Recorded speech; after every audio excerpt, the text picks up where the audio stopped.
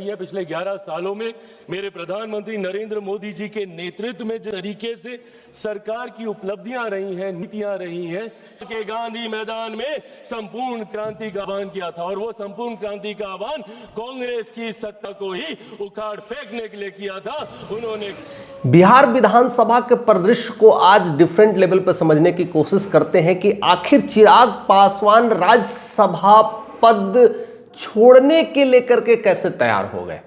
हालांकि चिराग पासवान कई बार इस चीज को जताए हैं, कई बार इस चीज को लेकर के कहे हैं कि राज्यसभा में उनकी मां रीना पासवान की एंट्री है। इसको लेकर के कितनी सारी कई दिनों से यह चल रही थी, चर्चा चल रही थी, लेकिन ये चर्चा अचानक मंद क्यों पड़ गई। जैसे ही नॉमिनेशन का समय आया और नीतीश कुमार नॉमिनेशंस के लिए गए, उस समय से ही चर्चा कहीं ना कहीं रीना पासवान का बिल्कुल सन्न सा हो गया। रीना पासवान का नाम भी अब नहीं लिया जा रहा है कि राज्यसभा में उनकी सीट को लेकर के चर्चा होती थी। वही चिराग पासवान जब उन्हें बिहार विधानसभा के लिए चुनाव लड़ना था तो 50 सीटों के लिए अड़ गए थे। कम से कम 50 सीट चाहिए, नहीं तो वो कुछ और उपाय करेंगे। उसके बाद 36 पर आकर अड़ गए। लेकिन की सोच के साथ निकला हूं। मैं चाहता हूं कि मेरे बिहारी युवाओं को रातों रात ऐसा समीकरण क्या हुआ कि 29 सीट पर तैयार हो गए। इसके पीछे कई सारे समीकरण, कई सारे राजनीतिक षड्यंत्र, कई सारे सत्ता का खेल चलता है, जिससे हम तमाम जनता अनभिज्ञ रहते हैं। आज उसी का खुलासा करने के लिए मैं इस वीडियोस के माध्यम से आपके सामने आया हूं। आखिर क्या वजह रही होगी, आखिर क्यों 4 विधायक वाले आरएलएम तो उसका नुकसान उनको हो सकता है। इसलिए अंतिम क्षण में एक तो यह है और दूसरा राज्यसभा में अपने आप को कंफर्म कर रहे हैं, लेकिन 19 विधायक वाले चिराग पासवान सिर्फ हाथ धर के बैठे रह जाएंगे। ऐसा हो नहीं सकता। इसके पीछे की राजनीतिक साजिश है, राजनीतिक कारण है और यह कारण समझना जरूरी है। हालांकि चिराग पासवान जिस तरह से अपनी मां रीना पासवान के लिए बात कर रहे थे, अब वह उनकी जो मीटिंग हो रही है, खास कर करके अमित शाह के साथ जो डील हो रहा है, क्योंकि मोदी भक्त हनुमान है तो उनकी डीलिंग अमित शाह और जेपी नड्डा के साथ होती है, उसको लेकर के अब अलग खुलासा निकाला जा रहा है।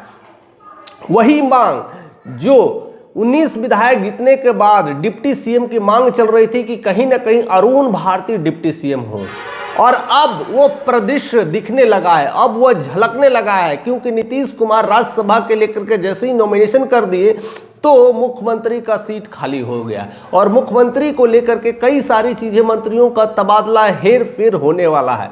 और इसी हेर फेर में कहीं ना कहीं अब अरुण भारती का नाम अब धीरे धीरे डिप्टी सीएम के लिए रिप्रेजेंट किया जा रहा है। जो एक पद रीना पासवान को लेकर के जो राज्यसभा में नहीं मिली थी, उसकी भरपाई अब चिराग पासवान डिप्टी सीएम पद को लेकर के करेंगे।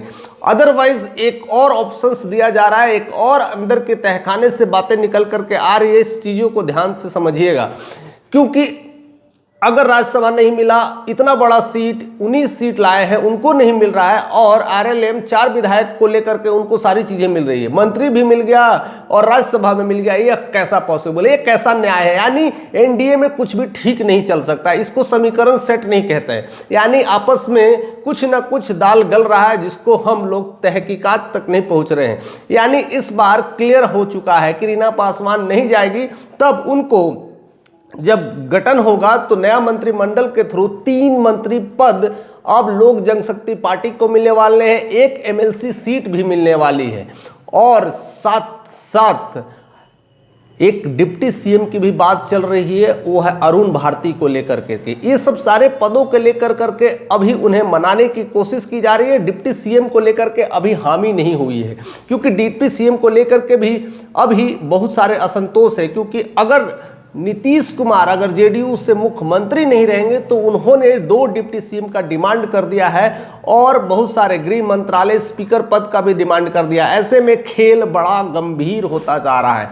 तो चिराग पासवान को मनाने के लिए एक और योजना तैयार की गई है, यानी 3 मंत्री पद तो दिया जाएगा, एक एमएलसी पद भी दिया जाएगा, लेकिन राज्यसभा की सीटें और भी नेक्स्ट ईयर खाली होने वाली है। उसमें पहले नंबर पर चिराग पासवान को रखा जाएगा, यानी 1 साल तक और इंतजार करना पड़ेगा और डायरेक्ट राज्यसभा में एंट्री होगी।